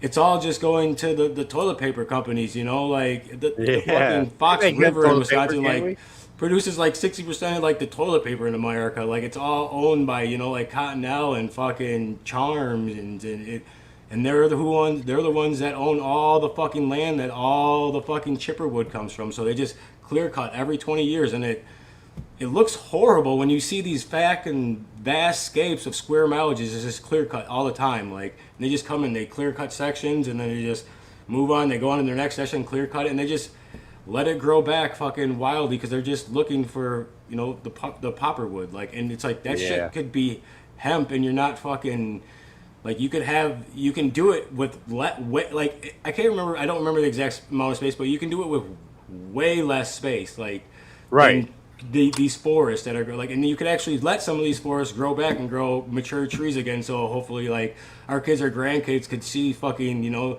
300 fucking redwoods, like poplar, you know, spruce, you know, like even the pine trees in the Midwest used to grow fucking almost 300 feet. They didn't get as big as they did on the West because they got that ocean growing spray shit, but. Some of them, they're well known for growing over 200 feet tall, like, but they're all gone. Like, they were huge, but they're all gone. Like, they were all harvested, and they were fucking harvested, you know, to feed the cities like Chicago, you know, like when that shit was being built, like that's when that shit got harvested, like, or the Twin Cities when that shit like finally broke out, like that.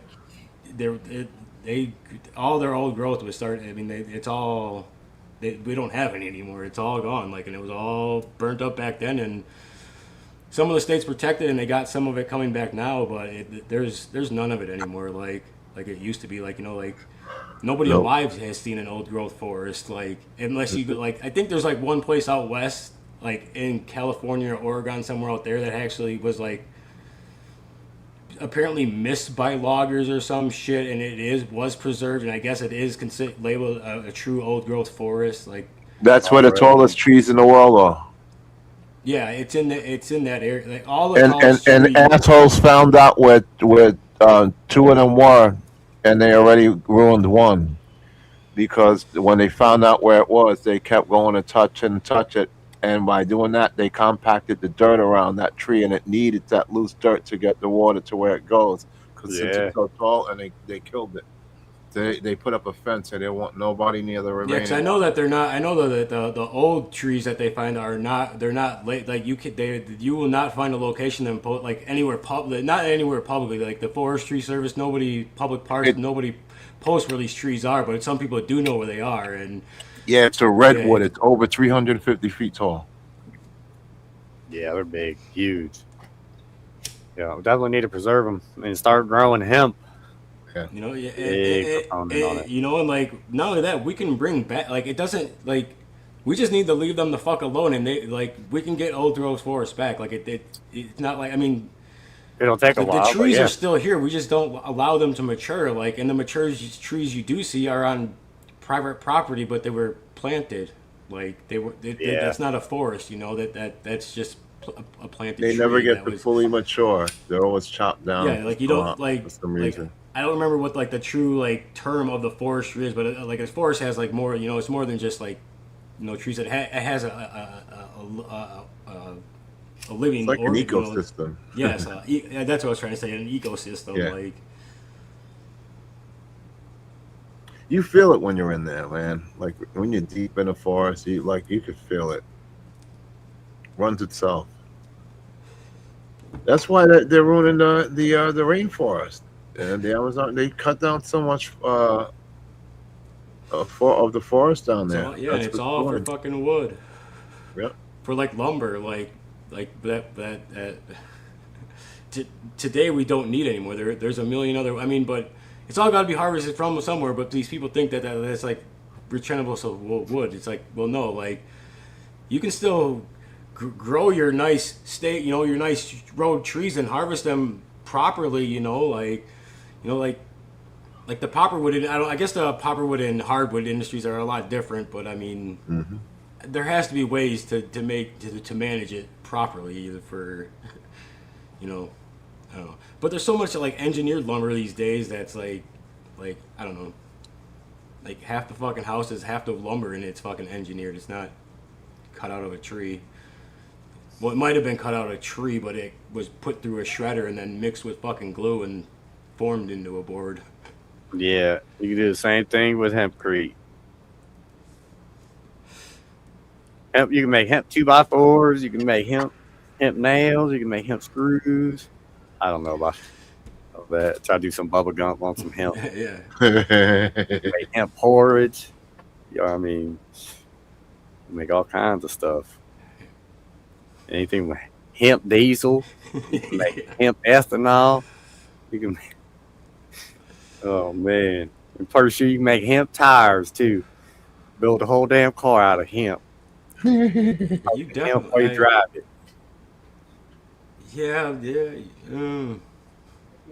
You might be able to. They're like people make.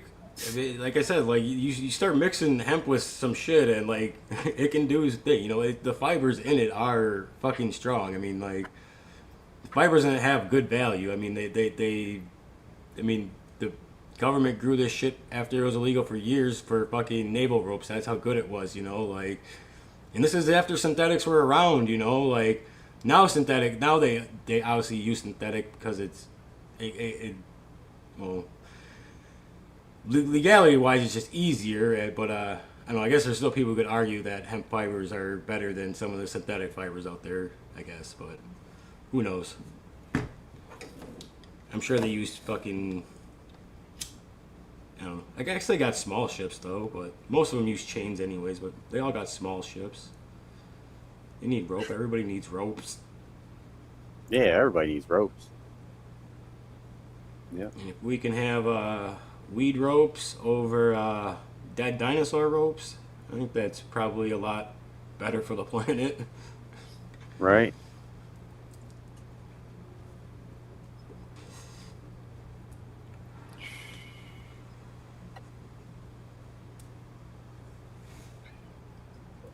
I'm pretty darn stoned. I got nothing to drink again. Yeah, I didn't. I just what I had wasn't refreshing, and I finished it already.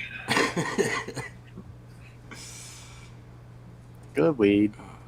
Mm-hmm. I didn't even know it was halfway through the show. My lights wasn't going. Yeah, I got some chocolate milk, but I think that shit's like room temperature now, and definitely not drinking that. Nah.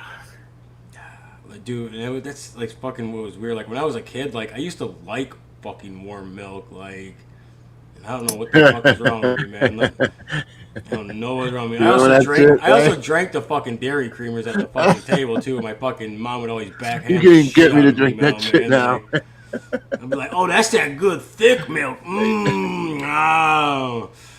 My mom, man. Oh my god, I remember my mom used to fucking smack the shit out of me if she caught me doing that shit. It's like a kid in a candy store or a fat kid in a cake shop, man. I'm like, eyeing up the dairy creamer, like, oh. Like, I loved milk when I was a kid, man. Like, fucking.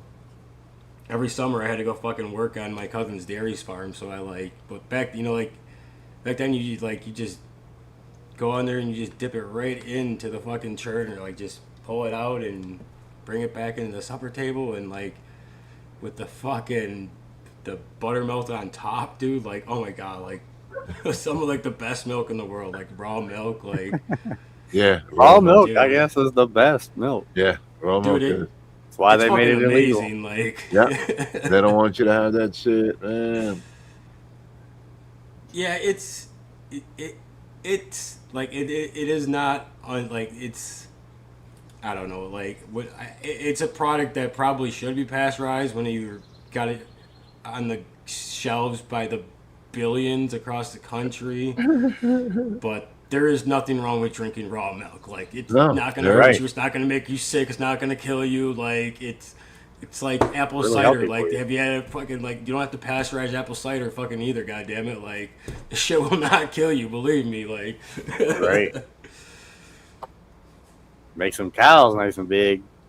Hell yeah. Yeah, no, like half the state of Wisconsin fucking literally grew up on fucking raw milk. I mean, like, you think farm kids buy milk from fucking the grocery stores? Like, yeah, they think it's in the cornbread, but they're all fucking, it's all dairy farms here. Like, I mean, not that when I was a kid it was. Now it's all fucking commercial farming. But like, it sucks. All the farms are gone almost around. Yeah, and if you are a family farm here, man, like, you are literally fucking, you know, fucking payday to fucking plate, dude. Like, that's it. Like, you know, like, you're starving and struggling, and that's sick because you're producing crops for the entire fucking country. Like, there are a lot of crop farms around here too, but like I said, like, most of the family farms now that are left, most of any of the farms that are left now are dairy farms, and they're family farms. And the only ones that I know that really are surviving are through niches, you know, by selling their own products, you know, or having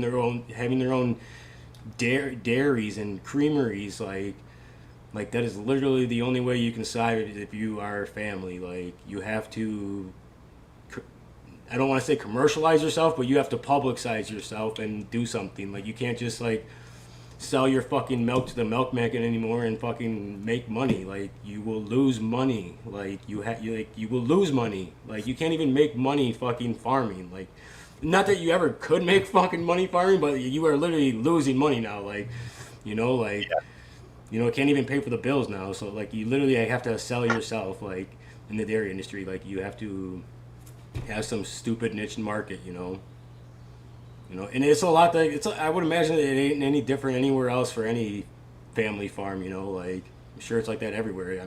Commercial farming is not just around here. I can guarantee you that. Like, but it is drastically changed, like ownership from when I was a child. Like, because in the '90s, in the '80s, like they were, I don't know. That's what you did. Like, you grew up on a farm. That's what you did. You took over your fucking farm. Like, but it did. We have like, one butcher that's here that they raise all their cows and everything on site, butcher them on site.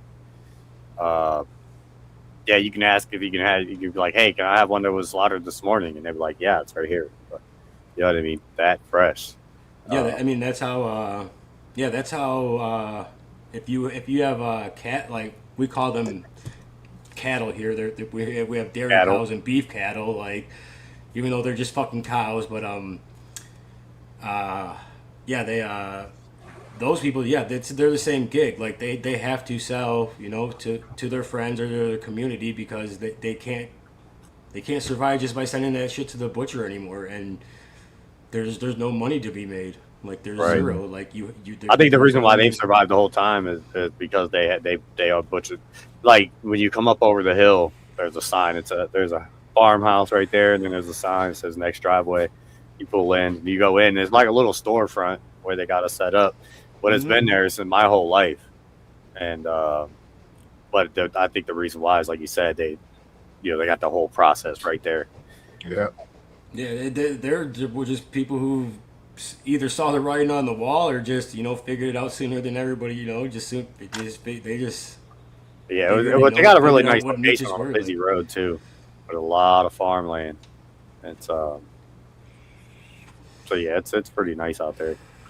Their beef is pretty good. Really good beef. We don't go there too often, but beef. Yeah, it's when I was a kid, we had ownership of some pigs and some cows, but they was on a farm miles away. But then at our house, we had chickens, and yeah, that was pretty crazy. We had them there for a couple years, and then we slaughtered them. That was a wild experience to go through. Watching them slaughter all the chickens. that. Yeah, which I had already seen them slaughter pigs, you know what I mean, and stuff like that, which that's pretty brutal because they just scream. It just sounds brutal. But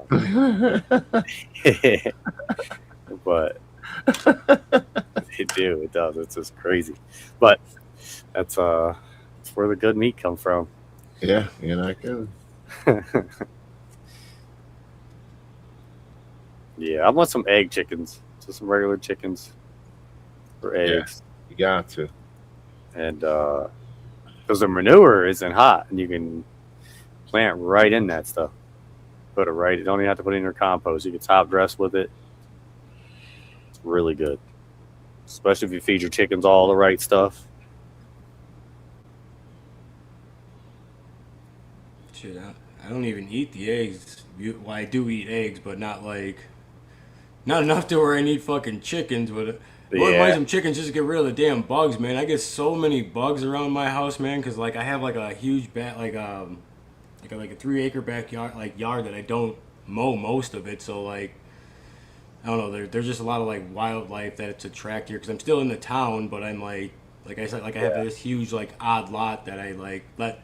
And I'm also backed up to like a sewage. Well, my property's backed up to like a sewage treatment plant, but it's like a couple miles down the road. So like they have all this fucking huge property that butts up to the edge of town. So like, but all I literally got like it's like 2 or 3 square miles of like just woods and marshes and just that butt right back up. So I get all sorts of shit that comes into my backyard. And dude, I don't know what it is. But dude, the bugs are just like, it's like being on like a fucking farmhouse, dude. Like where you just like, you just get like in the summertime, like the fucking like every single windowsill is just littered with fucking dead bugs, man. Like, you gotta like vacuum them up like every goddamn day. Like, they're just attracted to my house like the plague, man. Like, they're just like, oh, look at this giant white house after they come out of the fucking wildlife refugee that's right there on the edge of town, and they just like skim right into it. Like, and I haven't even asked my neighbors, like, if like, you know, like, because like, you know, they like, I have like 4 neighbors that they all their backyards back up to my lot, so like, but I haven't even asked them if like, because I actually like mow, like the only part I mow is actually where my lawn butts up to their edge, so they don't have to deal with, you know, like 4 foot fucking tall grass fucking right on their property, you know. Right. So I give them like 20 feet of like mowed grass before they fucking have to see or deal with 4 feet of fucking grass, but it's my grass, so leave it alone. It's for my fucking animals. Like, I don't know, there's all sorts of shit out. Like my kids just go out there and they find all sorts of shit, like fucking snakes and rabbits, and they fucking bring them back like cats, man. Like, no. Oh, sorry to hear. But at least they don't fucking kill them like the cat does. Like, because I fucking hate, dude. I fucking hate snakes. Like when I was a kid, like I used to love them, but like I don't know, as I got growing older, like I don't know, I just started like, and it's not that I hate, like I don't do anything. It's just like they like when I see them now, like they like I used to get excited when I was a kid, and now they like startle me, like. But now that I've like traveled outside my fucking backyard, and I know that there's like actual poisonous snakes. I'm just like, well, it's probably why I'm a little bit more like, you know, like tendency to not like fucking just grab every fucking snake I see, you know. Like when I was a kid, that was one thing I loved to do, was go down by the railroad tracks and flip over old fucking junk and look for fucking snakes, dude. And I would just grab whatever it was. Like we like had rattlesnakes, but we didn't have rattlesnakes really. Like we really did not see them around here. Like, so you really have to worry about it. Like, but you'd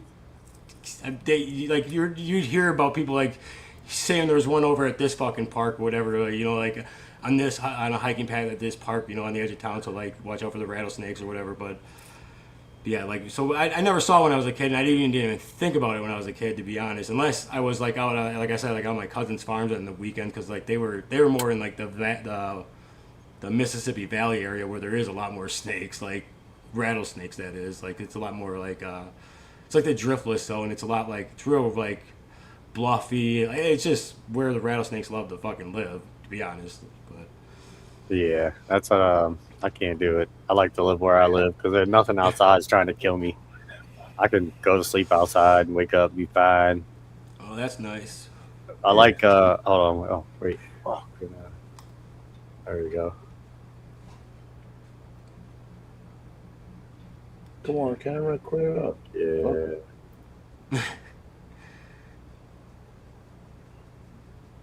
Trying to. It's a good camera. Try putting your other hand behind it if you can. Come on. That's so green though. Light green. Yeah, I can still see it really good. I just know that it's not fucking.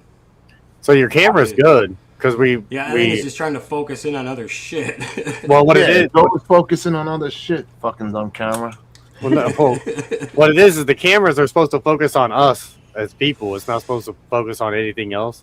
So if you're, you know what I mean, if you have like a branch that's in front of you or something, it's supposed to pass that and focus on you. And we try to get it to not do that. I think I had a phone that had, what setting was it? It's like a foliage setting or like plant or flowers or something like that. Yeah, there's probably a setting I can mess with. I can't remember. It's not on. I don't think it's on Well, this my one. PC is weak. I got to get a new PC to handle the power of the camera.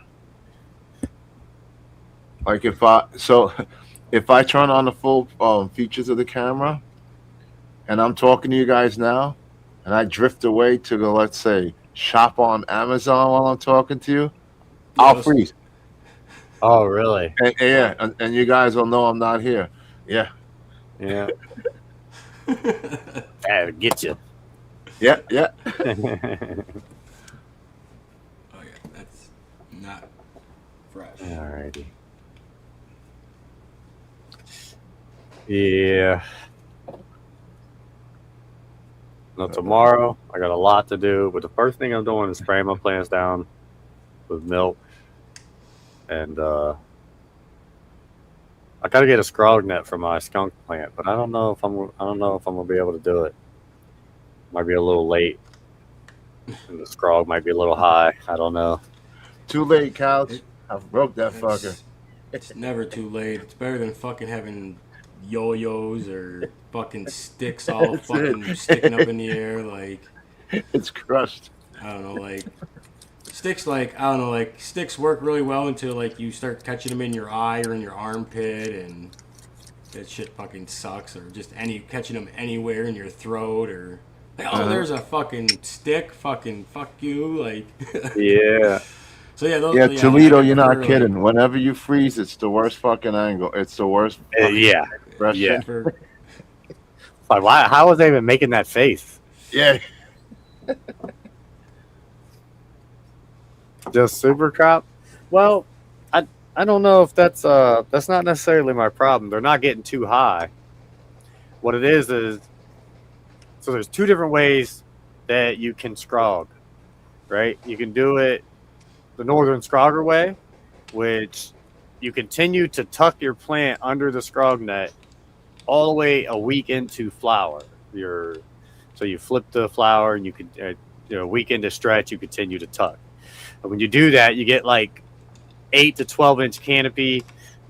You're maybe not even 12, probably like 6 to 8 inch, maybe 10-inch canopy. Depends on what the field is, but it's all like, yeah, it's nice. All your buds can kind of stand up pretty nice. Now, the way that I do it, because I need to get a little bit more, and I don't care, I'll smoke the larf. And a lot of the cultivars that I get or have don't larf up too bad. And I know the skunk plant, it didn't larf. There was no real big larf. The buds at the bottom was still nice and dense.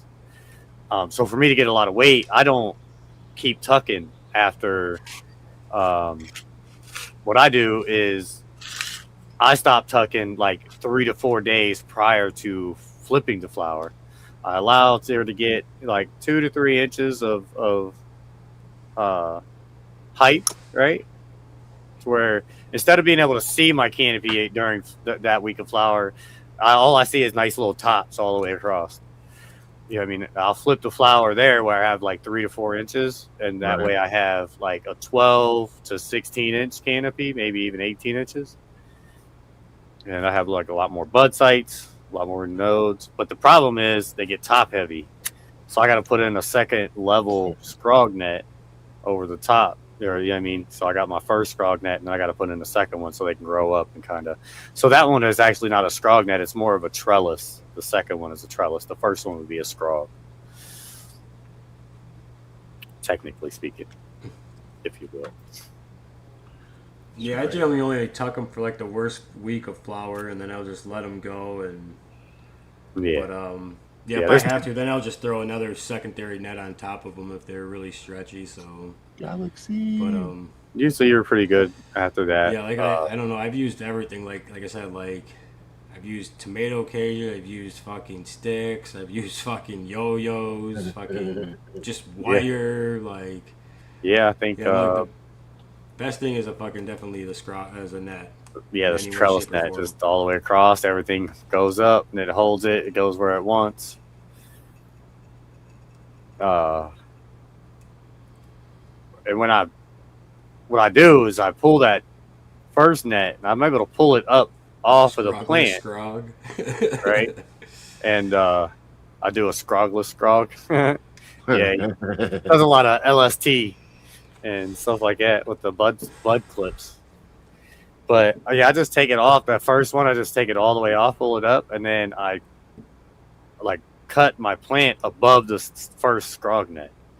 You know what I mean? So like what you were saying that you kind of regulate your plant drying with sometimes you hang a whole plant. I can't do that. If I hang a whole plant, I got to hang all 3 of those plants, which I did at one time. Right? I cut it. I turned the plant upside down, and I scrogged it out, right? Or that, you know what I mean? I clipped the scrog net back to the poles, and I hung the plant from the top, and it was one big huge plant. But it tied that tent up for 2 weeks until, or, you know what I mean, at least 10 days until I was able to get all that harvested, and then I was able to replant into it.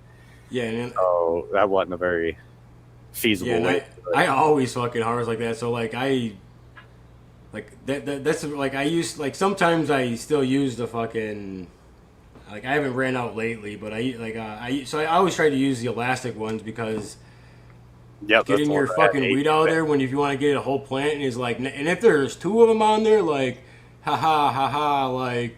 So I've definitely lost like, quite a few buds to the ground, like getting that shit out of there. But like, yeah, it's definitely a pain in the ass. You literally gotta like cut it, pull out the bag, and then like wrestle that fucking thing out of there. Like, yeah, like I don't know, the top one. I can usually get the chop trellis off, but like you know, if I have two trellis nets, like it's usually pretty tangled on the bottom one. Then if I have that's why I just cut stem for stem all the way off, and then that's what I do. I'll just cut stem for stem. Yeah. Yeah, and I've definitely I do it that way because it's easier for me to trim and then throw it in the counter trough. And I like to where like, for some reason I always put the plants too far to like. I always do it like because I must move the plant. I must either train the plants, whatever it is. The plants always grow out the door you're facing more than they like it. They like to fill that space more than they like to fill the back corner. I don't know why. It doesn't matter what the fuck you do. Like, if there is a door, that's where they want to come. The door that you access, that you use, that's where they want to come out of. Like, all the heads, all the weed. Like, it just wants to come out there. It doesn't want to go into the back corners. Like, it all wants to come out the front corners. So I always find myself, like, tucking, like, the wild tops, like, you know, the ones that want to come out. Like, you have to bend them around the side. And I'll actually, like, tuck them down underneath the trussel again. And then there's, like...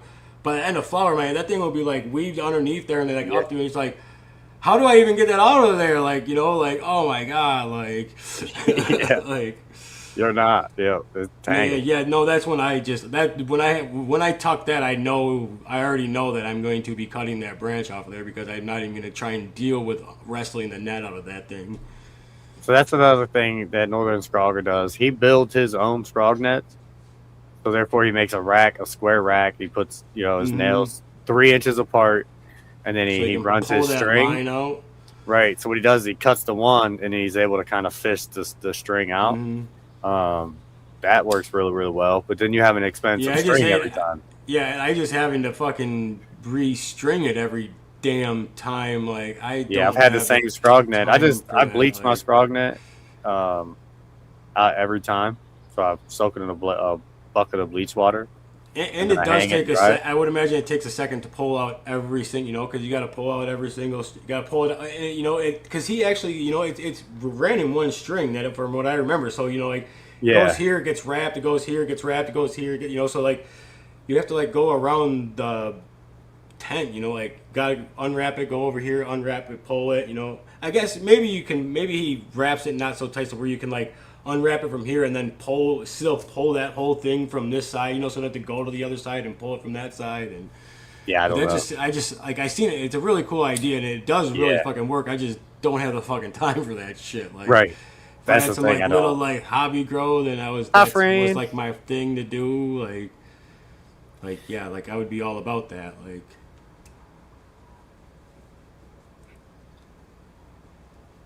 Yeah, you can't do a scrog I tried to do a scrog my first year outside. I had 5 plants. It was the worst experience of my life, and I'll never do another scrog net outside ever again. Well, nope. You gotta define scrog. I do the Mendo dope cage around the outside of the pot, and then pull it through, and then do you a secondary cage. Cut you a big hole so you can get inside there. But by then, your center should be all lollipopped and clear, and you're just dealing with the outside plant. You know what I mean? That's the way I like to do it. We years ago we used to use just cattle fencing and bend like a 20-foot piece of cattle fencing right in fucking half, and then just teepee that up and let the plants grow through that. Like, so they were pretty easy to access. The only thing was on the one side, like you would have to usually, the two sides you usually have to fucking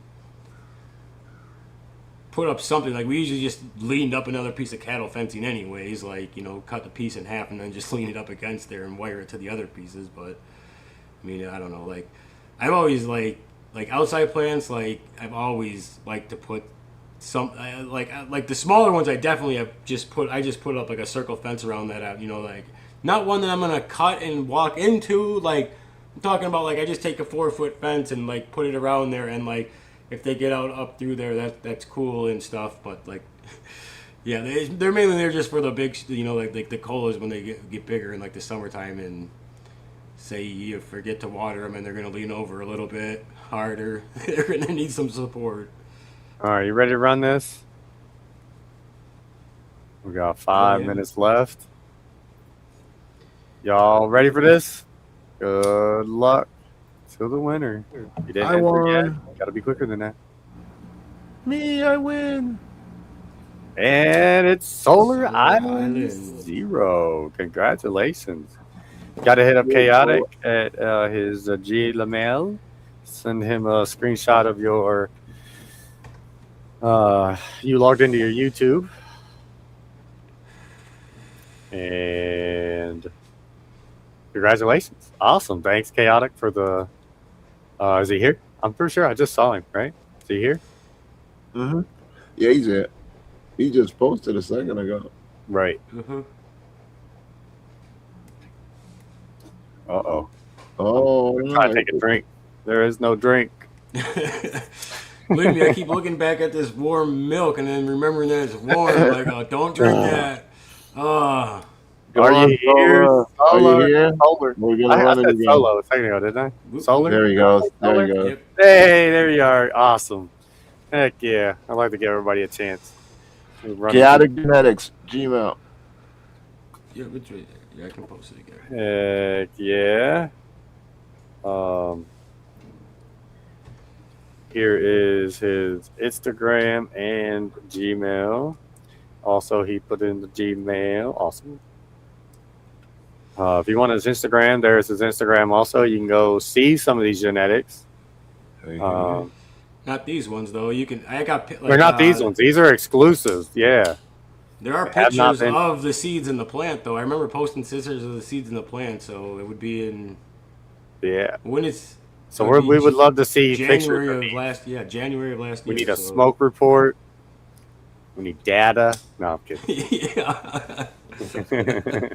Yeah, is it okay if I post my Discord link? What's that? Is it okay if I post my Discord link? Yeah, yeah. If anybody wants to yeah, enter into, I should get that and put that underneath yours. Yeah, let me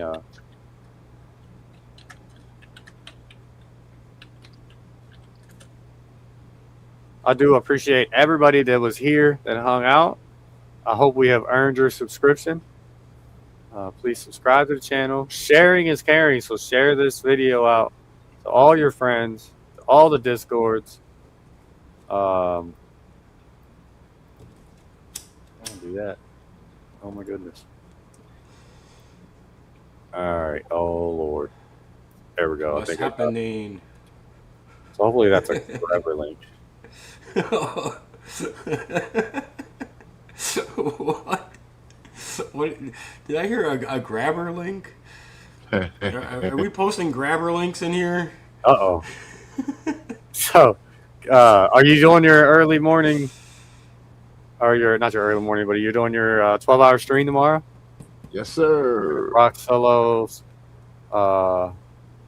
We're going to start between somewhere between 7 and 7:30 a.m. where we'll start. We got. I should put all these in the show notes. Join my Discord.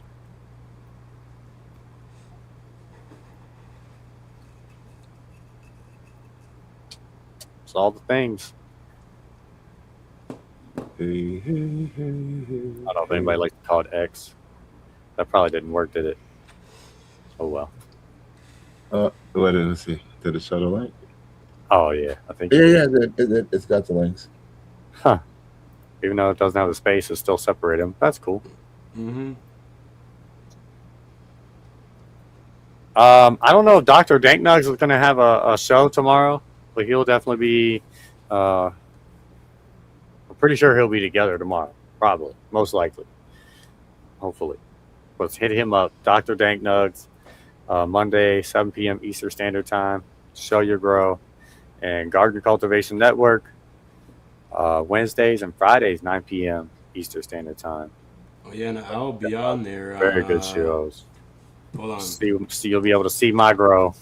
Yeah, I think they're having me on there for an interview on the 15th. Is it the 15th? No, wait. Oh shoot! Yes, on the 15th.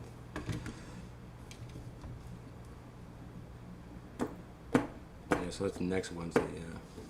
Oh dang it! I didn't mean to do that again. I didn't copy and paste. It didn't. I don't know what I did there. I definitely did mean to copy and paste. I don't know if I didn't hit the C button or something. Anyways, great stoners. I love it.